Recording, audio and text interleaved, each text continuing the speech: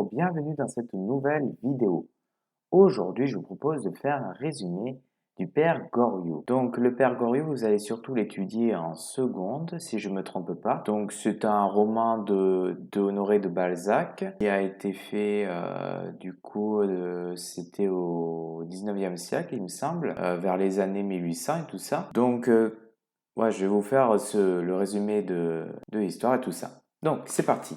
Alors, le roman commence en 1819 et justement, il commence par la description de tout ce qui habite du décor en fait, notamment de la pension Vauquier, non, de la maison Vauquier, qui justement, c'est dans cet endroit-là que les personnages principaux vont évoluer.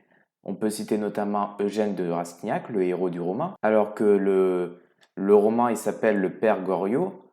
En fait, malgré le fait que le Père Goriot soit le personnage éponyme, eh bien ce n'est pas le héros, puisque à la fin, comme vous allez le voir, il meurt, tout ça, donc ça se finit mal pour lui.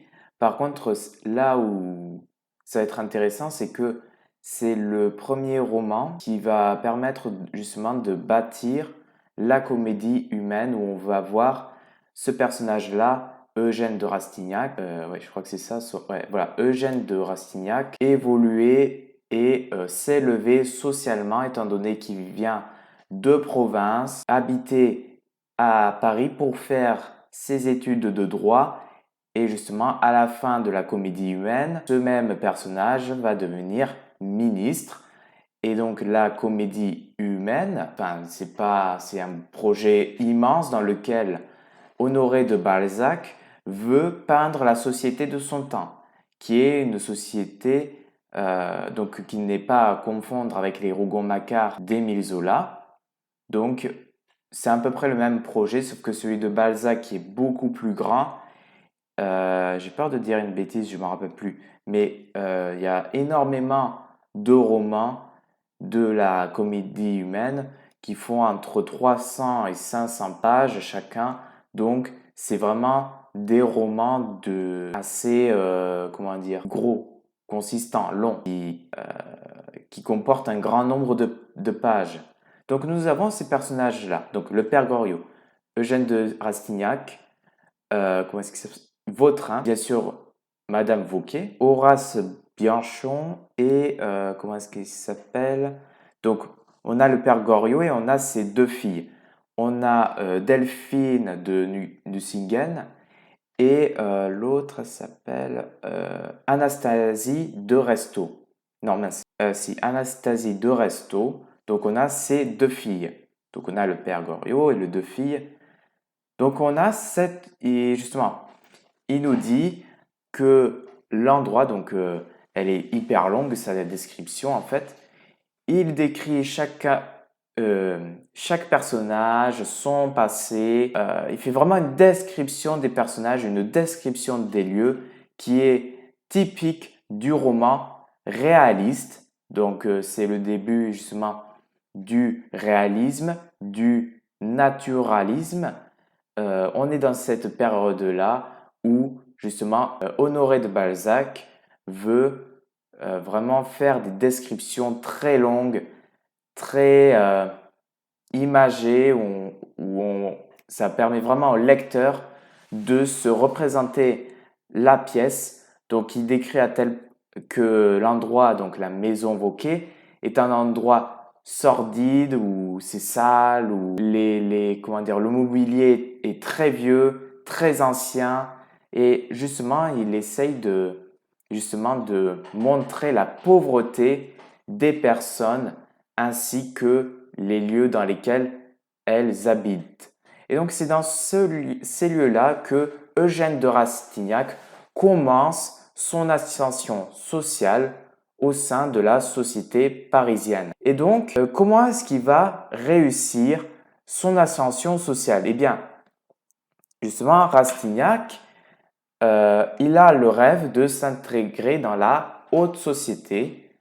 Donc, il rencontre des difficultés et il est conseillé par la vicomtesse de Beauséant, Donc en fait, la vicomtesse de Beauséant, c'est un petit peu la fée dans les contes qui a pour but de déverrouiller les portes, d'aider le personnage principal à réussir sa quête.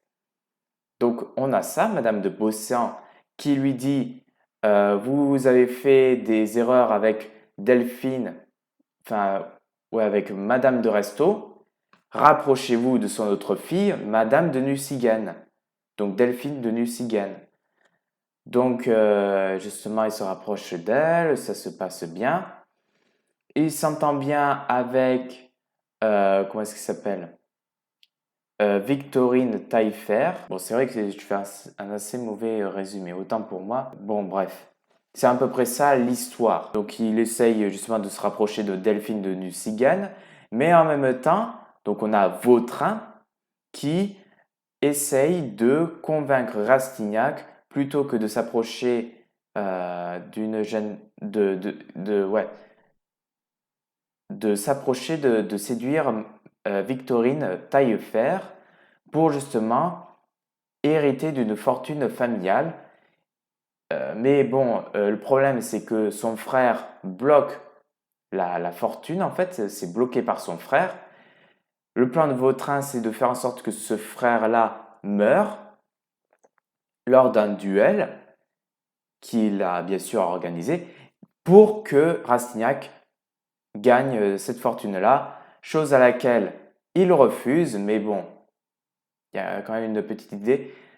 Aussi, Vautrin, je crois qu'il y a aussi le fait qu'il lui propose d'aller en Amérique pour, je sais plus, c'était des champs ou je sais plus quoi, quelque chose comme ça, et essayer de... Bref, Vautrin, c'est la mauvaise personne qui essaye de lui donner de mauvais conseils, qui pour... donc, ouais, il essaye de lui donner de mauvais conseils, ça ne l'aide pas. Donc on avance dans le roman et tout ça. Déjà, ne serait-ce que la description au tout début du roman est très longue, étant donné qu'il décrit chacun des personnages, notamment Madame Vauquet, notamment le père Goriot, qui en fait c'est quelqu'un de très riche, mais qui en fait gâte ses deux filles, donc Delphine et Anastasie. Donc il gâte ses belles filles et tout ça. Résultat, il est pauvre, souvent parce qu'il les gâte trop, oui, il les gâte tout simplement. Donc on avance dans le roman, on en est déjà à la troisième partie. Donc la troisième partie s'appelle Trompe la mort. Trompe la mort, qui c'est? Eh bien, ce n'est rien, c'est Vautrin. Trompe la mort, c'est qui? C'est un criminel. Comment est-ce qu'on appelle ça? C'était un forçat évadé, enfin, il s'est évadé de prison et justement, la police l'a retrouvé et l'emmène en prison. Mais le frère de comment est-ce Taillefer, Victorine Taillefer, meurt quand même. C'est assez dommage. Donc, on a ça, tout ça. Donc, on a la troisième partie du roman qui est finie. Donc, c'est un roman assez triste, comme vous pouvez le voir. On a un milieu social assez bas, les personnages principaux vivent dans une misère, dans la misère, dans un endroit sordide, assez terrible. Et en plus de cela, il y a des affaires et tout ça avec un certain trompe-la-mort. C'est assez triste. Mais en plus de ça, donc, non seulement le père Goriot a des difficultés pour voir ses filles, qu'il a pourtant gâtées, mais en plus de ça, donc pour donner une conclusion à ce roman-là, eh bien, il meurt à la fin, je vous rappelle. Que le père Goriot, qui les a gâtés, meurt à la fin. Et pour donner encore plus de comment est-ce qu'on appelle ça? Une tonalité pathétique pour qu'on ait de la pitié envers le père Goriot, eh bien, il va lui donner, enfin, Balzac il fait une fin tragique, enfin, ouais, c'est la fin du roman est assez tragique, étant donné que le père Goriot meurt, mais à la fin de sa vie, il apprend que ses filles ont des problèmes d'argent et tout ça. Donc c'est quoi? Ouais, donc Anastasie de Resto l'informe qu'elle se trouve obligée de vendre la bijouterie familiale de son mari pour payer des dettes, les dettes de son amant. Le père Goriot est accablé de chagrin par sa propre impuissance et subit un accident vasculaire cérébral. Et justement, mis à part Horace Bianchon, pardon, donc Horace Bianchon, c'est un médecin. Et justement, c'est l'ami d'Eugène de Rastignac. Donc, mis à part ces deux personnes-là, eh bien, il n'y a personne qui vient aider le pauvre Père Goriot qui agonise. C'est terrible. Voilà, c'est terrible. Et avant que de mourir, eh bien, justement, il croit qu'il est entouré de ses deux filles. Or, ce n'est pas le cas. Anastasie et Delphine ne viennent pas voir leur père juste avant qu'il meure. Et à l'enterrement du père Goriot, eh bien, il y a, mis à part Eugène de Rastignac, un domestique et deux pleureuses, donc c'est leur job de pleurer en fait, qui sont payées pour venir, eh bien, il n'y a personne qui vient voir le pauvre père Goriot à son enterrement. Ces deux filles, en fait, elles viennent en voiture, mais en fait, les voitures, elles sont vides. Elles viennent avec leur voiture, mais vides. Voilà. Et donc, Eugène de Rastignac, qui voit ça, c'est assez terrible. Et justement, il se dit, ouais, à Paris, bah, c'est vraiment un monde assez terrible où les gens, ils n'hésitent pas à faire des mauvaises choses pour hériter de la fortune de quelqu'un d'autre. Il faut avoir des relations avec certaines personnes pour avoir quelque chose en contrepartie, des mariages intéressés, ce genre de choses-là. Et justement, en voyant tout cela, donc cette grosse leçon que lui a apporté le père Goriot, il se tourne face à Paris et dit ces mots grandioses, à nous deux maintenant. Donc ensuite, ça se termine comme ça, le père Goriot, il s'en va chez Delphine. C'est ainsi que se termine en fait le début de l'ascension d'Eugène Rastignac. Donc sur ce, je vous dis au revoir. J'espère que cette vidéo-là vous a plu. Si c'est le cas, mettez un pouce bleu. Et n'hésitez pas à passer de bonnes fins de vacances. On est le 27 août au moment où je tourne cette vidéo.